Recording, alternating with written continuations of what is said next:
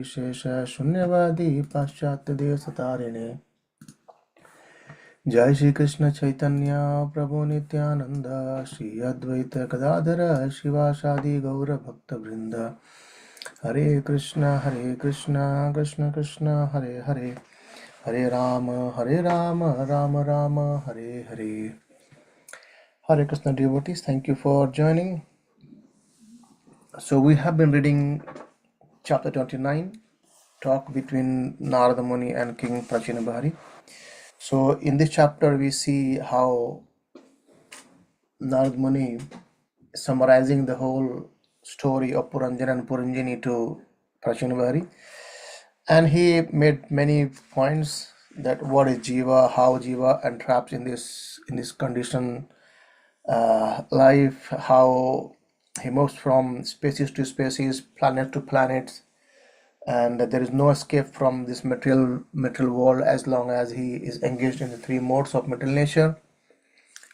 And then Narada Muni then provides the solution how the soul can actually mitigate the suffering or wandering from jiva to jiva, from planet to planet. And he says the bhakti is the only way. Awakening to Krishna consciousness is the only way by which one can go back to Godhead. And more importantly, he says that hearing about Krishna's pastimes, Krishna and Krishna's glories, chanting Krishna's holy name, right? And then he asked directly questions to Prachinabhari that what you will achieve by performing all these, rituals. These karma kanda are not very good, right? The jnanis, they cannot know Lord, is very rare, and the karmis, they also do not know the Lord, but the devotee know the Lord. So Vedic rituals are the never the ultimate goal of life.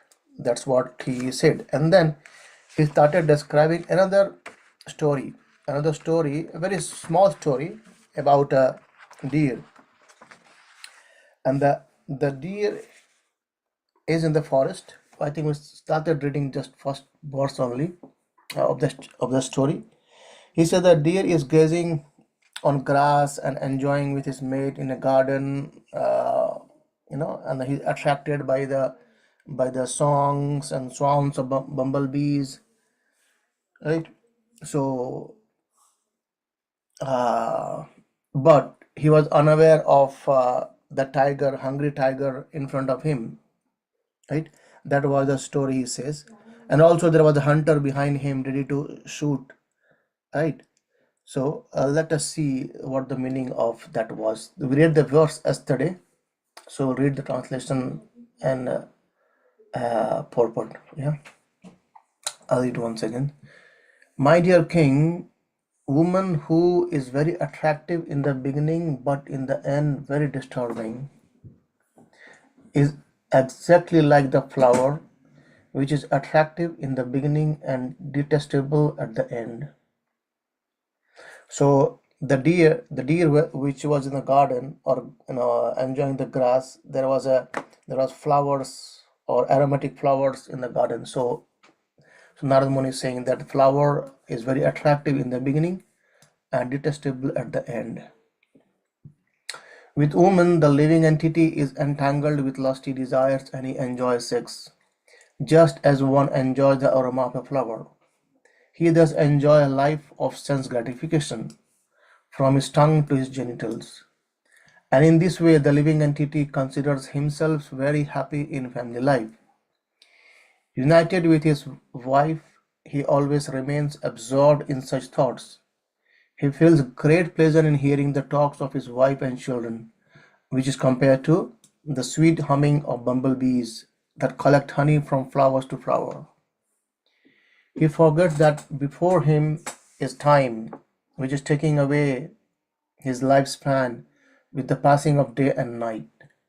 He does not see the gradual diminishing of his life, nor does he care about the superintendent of death who is trying to kill him from behind. So these are the tiger and the hunter who are ready with the arrows. Just try to understand this. You are in a precarious position and are threatened from all sides. Yeah. So materialistic life means forgetting one's constitutional position as the eternal servant of Krishna. And this forgetful is essentially enhanced in the Grahastha ashram. In the Grahastha ashram, a young man accepts a young wife who is very beautiful in the beginning, but in due course of time, after giving birth to many children and becoming older and older, she demands many things from the husband to maintain the entire family. At such a time, the wife becomes detestable to the very man who accepted her in her younger days. One becomes attached to the Grahastha ashram for two reasons only. The wife cooks palatable dishes for the satisfaction of her husband's tongue, and she gives him sexual pleasure at night. A person attached to the Grahastha ashram is always thinking of these two things: palatable food and sex enjoyment. The talks of the wife, which are enjoyed as a family recreation, and the talks of the children both attract the living entity. He thus forgets that he has to die someday and has to prepare for the next life if he wants to be put into a congenial congenial body. The deer in the flower garden is an allegory used by the great sage Narada to point out to the king that the king himself is similarly entrapped by such surroundings. Actually, everyone is surrounded by such a family life, which misleads one. The living entity thus forgets that he has to return home back to Godhead. He simply becomes entangled in family life. Prahlad Maharaj has therefore hinted, Hitvatma patam griha andakupam vanam gato yad dharim ashrayet. You know, Grihastha life is called as andakupam, the dark well. Family life is considered a blind well, andakupam, into which a person falls and dies without help. Prahlad Maharaj recommends that while one's senses are there and one is strong enough, he should abandon the Grahastha ashram and take shelter of the lotus feet of the Lord, going to the forest of Vrindavan. According to Vedic civilization, one has to give up family life at a certain age, the age of 50. Take vanaprastha and eventually remain alone as a sannyasi. That is the prescribed method of Vedic civilization known as Varnashram Dharma. When one takes sannyasa after enjoying family life, he pleases the Supreme Lord Vishnu. One has to understand one's position in family or worldly life. That is called intelligence. One should not remain always trapped in family life to satisfy his tongue and genitals in association with a wife. In such a way, one simply spoils his life.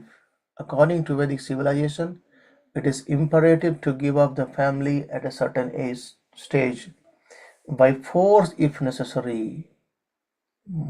Unfortunately, so-called followers of Vedic life do not give up their family even at the end of life, unless they are forced by death.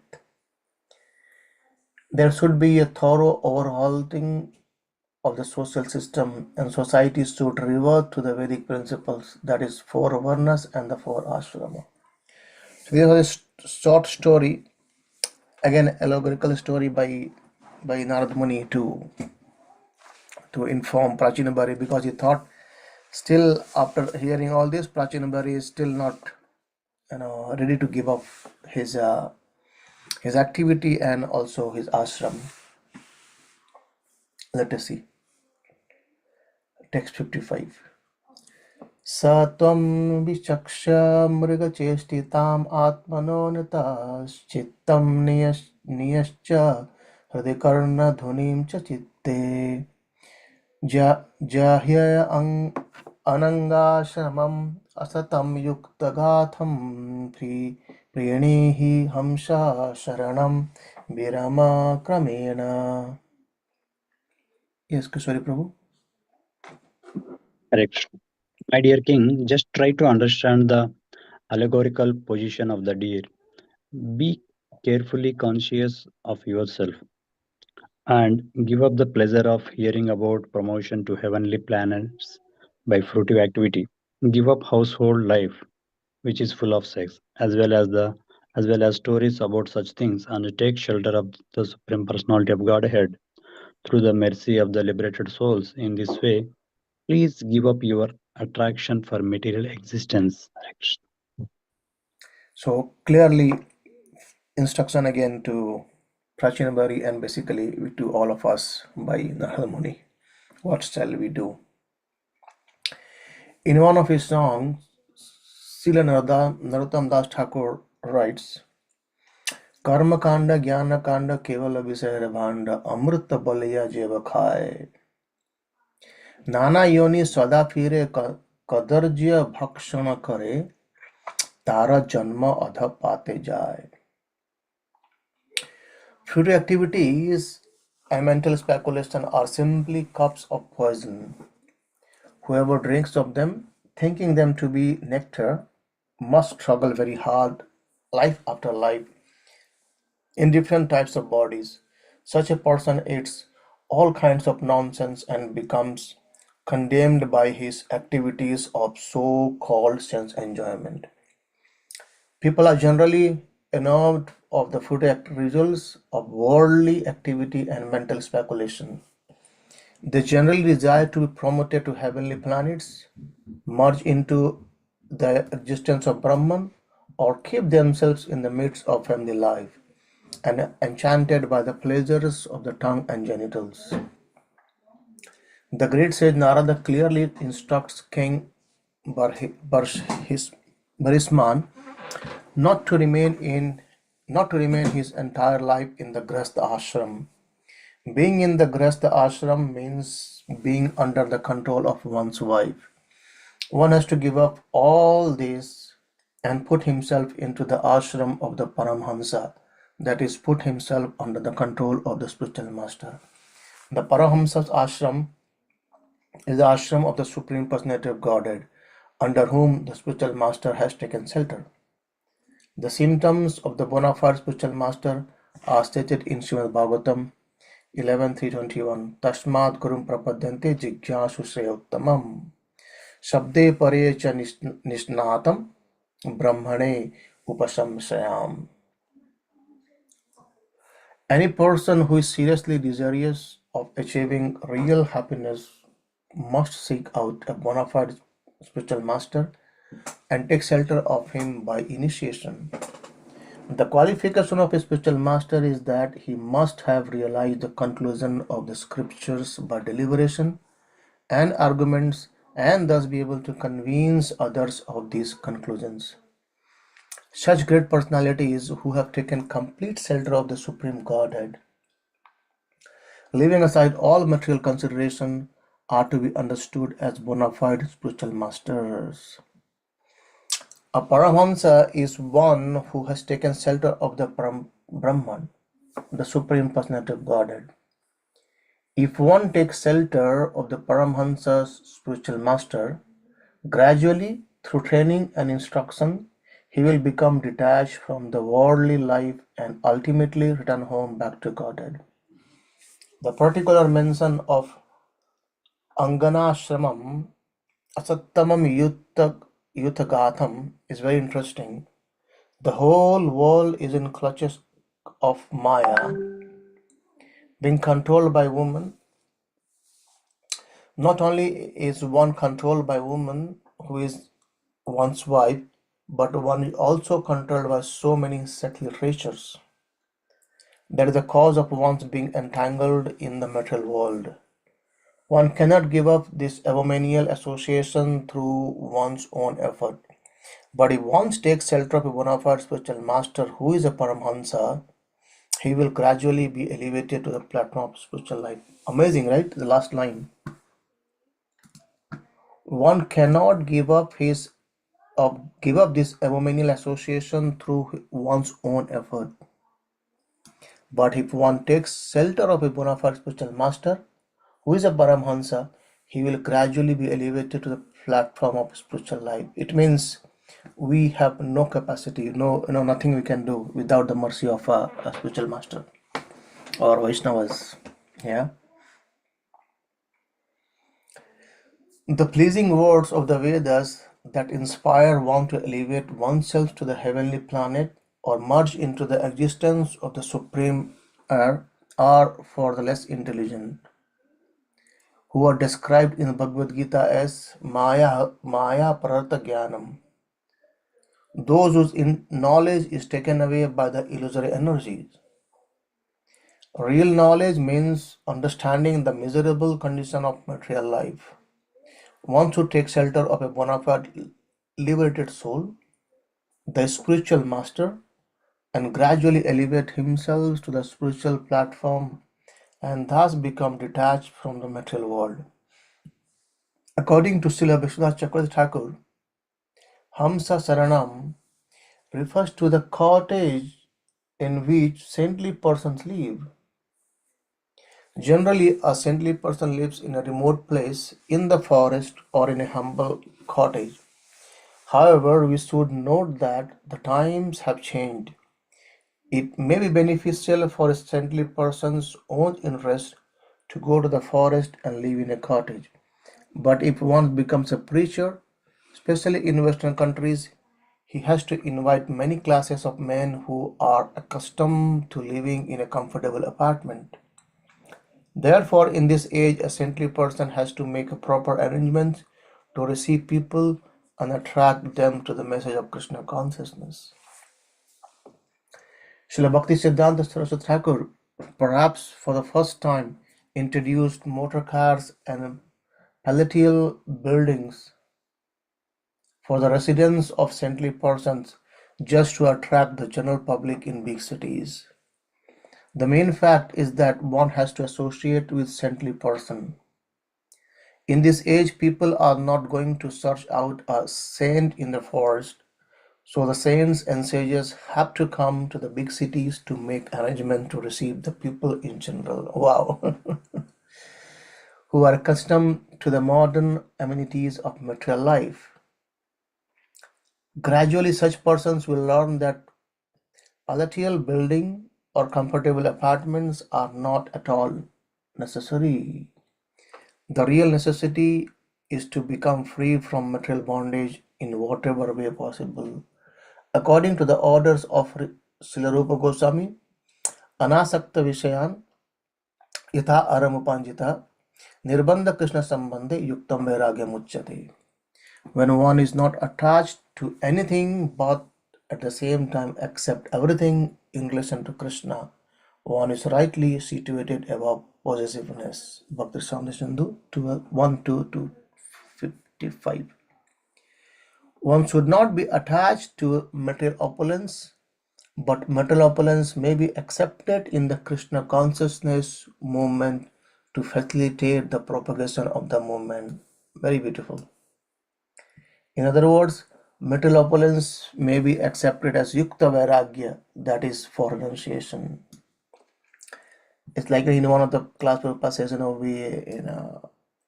we can use the speakers, the mics, all advanced things for Krishna consciousness. Okay, now after giving another short story or allegorical story of a deer, this king is going to ask few questions. Let what he says. राजोवाच श्रुतम् अन्वीक्षितं ब्रह्मन् भगवान् यदभाषत नैतज्जानत्युपाध्याय किं न ब्रूयोर्विदुर्यदि. Tamisali Mataji. The king replied, "My dear Brahmana, whatever you have said, I have heard with great attention. And considering all of it, I have come to the conclusion that the Acharya, that is teachers, who engaged in fruitive activities, did not know this confidential knowledge. If they were aware of it, why did they not explain it to me?" Thank you. Actually, the so-called teachers or leaders of material society do not really know the goal of life. Mhm. They are described in Bhagavad Gita as Maya Prarta Jnana. They appear to be very learned scholars, but actually the influence of the illusory energy has taken away their knowledge. Real knowledge means searching out Krishna. Vedascha sarvir aham eva vedyah. All Vedic knowledge is meant for searching out Krishna because Krishna is the origin of everything. Janma adiyasya yatah. In Bhagavad Gita 10.2, Krishna says, Aham adir hi devanam. I'm the source of all the demigods. Thus Krishna is the origin and beginning of all the demigods, including Lord Brahma, Lord Shiva, and all others. The Vedic ritualistic ceremonies are concerned with satisfying different demigods, but unless one is very advanced, he cannot understand that the original personality is Sri Krishna, Govindam Adi Purusham Tama Aham Bhajami. After hearing the instructions of Narada, King Bharisman came to his senses. The real goal of life is to attain devotional service to the Supreme Personality of Godhead. The king therefore decided to reject the so-called priestly orders that simply engage their followers in the ritualistic ceremonies without giving effective instructions about the goal of life. At the present moment, the churches, temples, and mosques all over the world are not attracting people because foolish priests cannot elevate their followers to the platform of knowledge. Not being aware of real goal of life, they simply keep their congregation in ignorance. Consequently, those who are well educated have become uninterested in the ritualistic ceremonies. At the same time, they are not benefited with the real knowledge. This Krishna consciousness movement is therefore very important for the enlightenment of all classes. Following in the footsteps of Maharaj Varishman, everyone should take advantage of this Krishna consciousness movement and abandon the stereotyped ritualistic ceremonies that go under the garb of so many religions. The Goswamis from the very beginning differed from the priestly class that was engaged in ritualistic ceremonies. Indeed, Srila Sanatana Goswami compiled his Hari Bhakti Vilas for the guidance of the Vaishnavas. The Vaishnavas, not caring for the lifeless activities of the priestly class, take to full Krishna consciousness and became perfect in this very life. That is described in the previous verse as Paramahansa Saranam, taking shelter of Paramahansa, the liberated soul, and becoming successful in this life. Okay. 1-to-1 heavy classes. Yeah. Text 57. संशयोऽत्र तु मे विप्र सञ्चिन्नस्तत्कृतो महान् ऋषयोऽपि हि मुह्यन्ति यत्र नेन्द्रियवृत्तयः. Yes, Advaita Krishna Prabhu. Dear Brahmana, there are contradictions between your instructions and those of my spiritual teachers who engage me in fruitive activities. I now can understand the distinction between devotional service, knowledge, and renunciation. I had some doubts about them, but you have now very kindly dissipated all these doubts. I can now understand how even the great sages are bewildered by the real purpose of life. Of course, there is no question of sense gratification. So basically now the doubts have been destroyed. Well, King Bharisman was engaged in different types of sacrifice for elevation to the heavenly planets. People generally are attracted by these activities, and very rarely is a person attracted to devotional service. As Sri Chaitanya Mahaprabhu confirms, unless one is very, very fortunate, he does not take to devotional service. Yeah, it's really fact, isn't it? Unless one is very, very fortunate, he does not take to devotional service. Even the so-called learned Vedic scholars are bewildered by devotional service. They are generally attracted to the rituals of sense gratification. In devotional service, there is no sense gratification, but only transcendental loving service to the Lord. Consequently, the so-called priests engaged in sense gratification do not very much like devotional service. It's the same, isn't it? The Brahmanas, the priests, have been against this Krishna consciousness movement since it began with Lord Chaitanya Mahaprabhu. When Chaitanya Mahaprabhu started this movement, the priestly class logged complaint to the Qazi, the magistrate of the Mohammedan government. Chaitanya Mahaprabhu had to lead a civil disobedience movement against the propaganda of so-called followers of Vedic principles. These people are described as karma jada smarthas, which indicate that they are priests engaged in ritualistic ceremonies. It is here stated that such people become bewildered. Rashyopihi muhyanti. To save oneself from the hands of these karma jata smarthas, one should strictly follow instructions of the Supreme Personality of Godhead. Sarva dharman parityaja mam ekam saranam braja aham tam sarva papebhyo mokshasai masuchaha. Abandon all varieties of religion and just surrender unto me. I shall deliver you from all sinful reactions. Do not fear. 1866 Bhagavad Gita. Yeah, I was reading today Chaitanya Bhagavat, and then the pastimes come of Haridas Thakur in the chapter.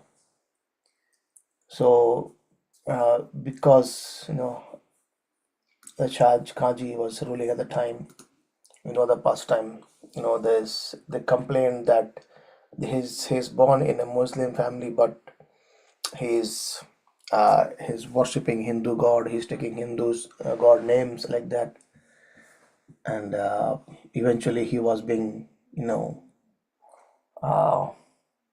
beaten in 22 markets, and at the end, it happens that the one who were beating, they says, oh, if you don't die, then we will be in trouble. So to have to pacify them, Haridas Thakur went into samadhi, and they thought, oh, he's dead now, right? Eventually, the whole superintendent and the magistrate, they went and asked for forgiveness from Haridas Thakur. Yeah, in Phulia Grama.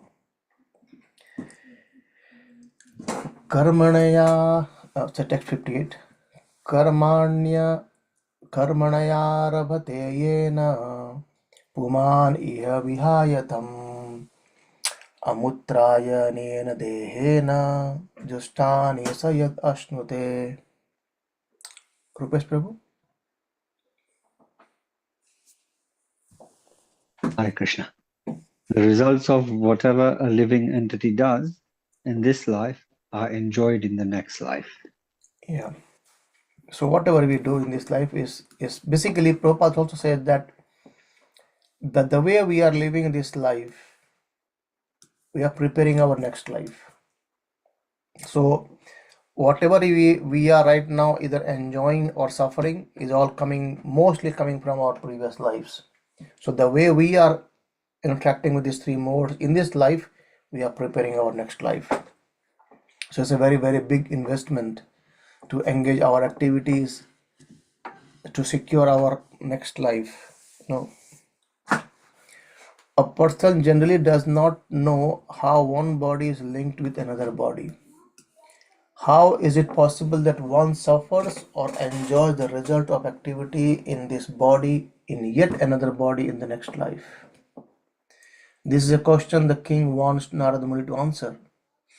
How may one have a human body in this life and do not have a human body in the next. Even the great philosophers and scientists cannot account for this transferal of karma from one body to another. As you experience, every individual soul has an individual body, and one person's activities or one's body activities are not enjoyed or suffered by another body or another person. The question is how the activities of one body are suffered or enjoyed in the next. So these are a few questions by Prachinavari. Yeah, one more question coming as well. इति वेदविदां वाद श्रूयते तत्र तत्रः कर्म यत् क्रियते प्रोक्तं परोक्षं न प्रकाशते. ओला माताजी. Hare Krishna Prabhu.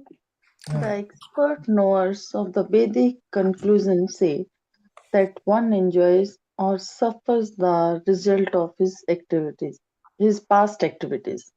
But practically, it is seen that the body that performed the work in the last birth is already lost.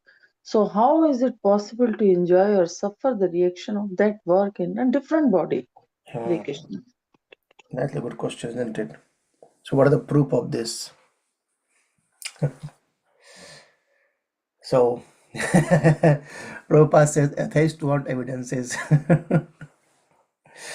Atheists want evidence for the resultant actions of a past activities. Therefore they ask, where is the proof that I am suffering and enjoying the resultant action of my past karma?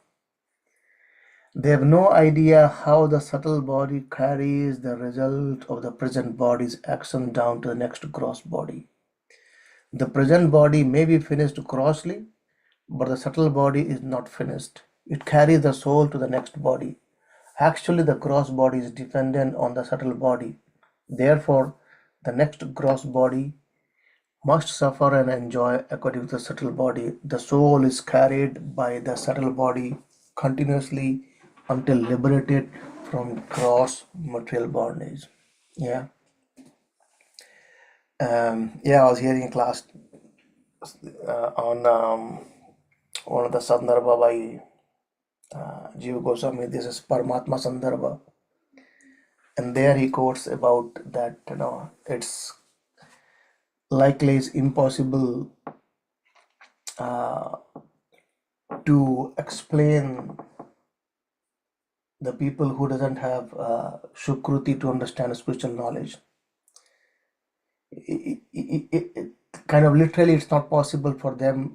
It's not possible to explain them that God exists or the Vedas are eternal or there's a reincarnation. It's not possible unless until they have Sukruti to understand this point. Yeah, so it's a waste of time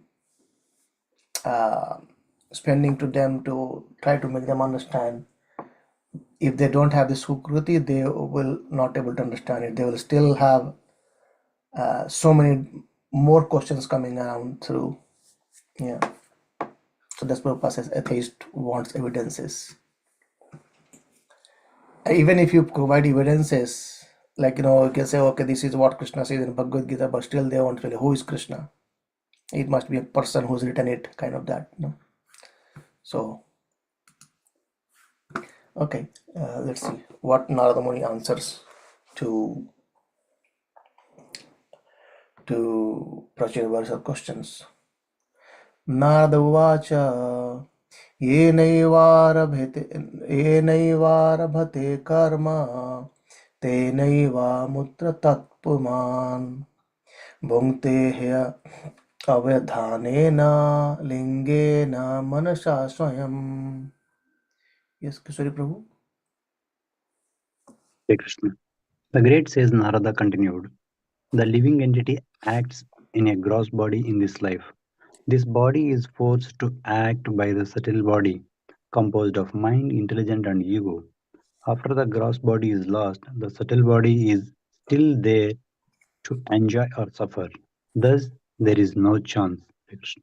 No change. There's no change. Yeah. So the living entity has two kinds of body, the subtle body and the gross body.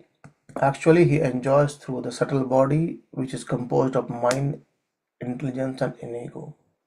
The gross body is the instrument outer covering. When the gross body is lost or when it dies, the root of the gross body, the subtle body of mind, intelligence, and ego, continues and brings about another gross body.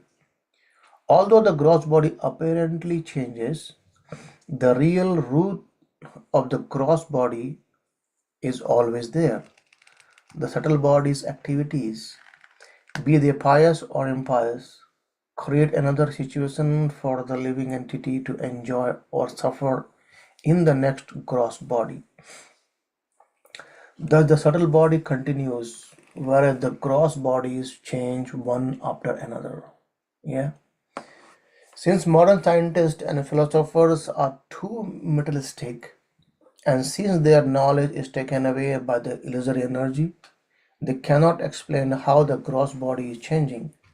The materialistic philosopher Darwin has tried to study the changes of the gross body, but because he had no knowledge of either the subtle body or the soul, he could not clearly explain how the evolutionary process is going on. One may change the gross body, but he works in the subtle body. People cannot understand the activities of the subtle body, and consequently, they are bewildered as to how the actions of one gross body affect another gross body. The activities of subtle body are also guided by the super soul, as explained in Bhagavad Gita 15:15. Sarvaschaham hridasannivishto mata smriti jnanam apohanam cha. I am seated in everyone's heart, and from me come remembrance, knowledge, and forgetfulness. Because the Supreme Personality of Godhead is Super Soul, is always guiding the individual soul. The individual soul always knows how to act according to the reactions of his past karma. In other words, the Super Soul reminds him to act in such a way. Therefore, although there is apparently a change in the gross body, there is a continuation between the lives of an individual soul. Yeah. Okay, I think again it's a big purport. We will read from text 61 next Monday, and tomorrow we'll join for our Bhakti Sindhu. Most likely the last week for revision. Then we'll go to southern section. Yes, Prabhu. Hare Krishna Prabhuji. Yes, Mataji. I'm leaving India tomorrow. Thank you for your teaching. Thank you, Prabhuji. Thank you, Mataji, for joining us every day. Thank you. Thank you very much. Have a nice journey. Thank you so much. Yes, Advai Krishna Prabhu, you had some questions? Yes, Prabhu, thank you so much. Yes, I was wondering if you could have some time for a little discussion on the first verses that we read about the subject of taking Vanaprastha, the transition. I was going to ask you about the transition between Grihastha ashram and Vanaprastha ashram. And I was wondering, what's your experience? Obviously, you come from an Indian background. In the West, that we're completely devoid of this culture of Varna ashram. But in India, there are still remnants of this culture, Vedic culture. So I was wondering what Prabhupada refers when he says at the age of 50. Is there, obviously, I suppose that it's an individual, for each individual is different, right? Because sometimes it's difficult to leave wife and children like sharp at the age of 50. Sometimes it should be like a transition or a gradual process of detachment, as well as when Prabhupada says that one becomes elevated by a spiritual master, it's also a gradual process. So similarly, is it also a gradual process, that transition between Grihastha and Vanaprastha, or is it clear cut right when you become 50, then you have to just pack your luggage and leave home? Or how does that take place, Prabhu, in your experience? To be honest, I do not have much experience on this part. However, so few months back, we had His Holiness Bhanuswami Maharaj with us, and with him, one of the devotee, I think he was from Russia, but he is in Mayapur. His name is Gangadas Prabhu. He was traveling with Maharaj, and he says, right now I'm on Vanaprastha. So I just in a normal discussion, I asked him about what Vanaprastha is, kind of, So he said just few things. Says that no, I'm quite happy that my children's, they are grown up now, and they are, by Krishna's mercy, they are in Krishna consciousness. They are following Krishna consciousness.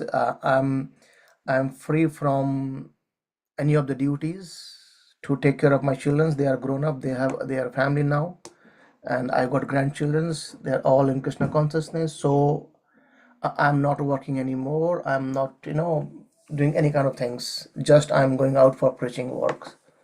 So, that what he says is kind of, Vanaprastha means trying to be more in Krishna consciousness than being attached to the family. So, okay, now they are all settled. I'm not too much attached. They are all doing a very good. I'm away. I'm just touring with Maharaj whenever we go out, for Krishna consciousness. So, I mean, more of it, it's not like, I feel it's not like just give up everything and then go to Himalayas. It's better to engage ourselves in more and more preaching Krishna consciousness work. Yeah, Vanaprastha is again, as this example says, about about uh, the deer in the garden, flower garden, but is unaware of that the tiger and an arrow man, hunter targeting that. So that's the time for the living entity. There's a time which is targeting us, which is devouring us every single day and night, and bringing us near death. So it's better to remain detached. In fact, if we involve in more and more Krishna consciousness activities, preaching activities, then it's by product is that we get detached to the worldly activities. So I understand that what Vanaprastha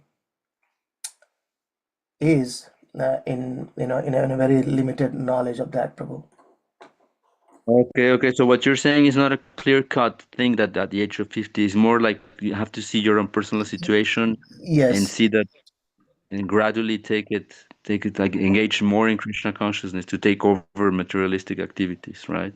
Yeah, generally what happens is in family life we have children, so as a responsibility wanted to everyone should be in a good condition. But again, it's also said, but we all know very well that everyone has their own destiny. Everyone, they after the age of some age of, children, after some age they start their own earning their own life as well. So as soon as they are grown up, okay, that's all done.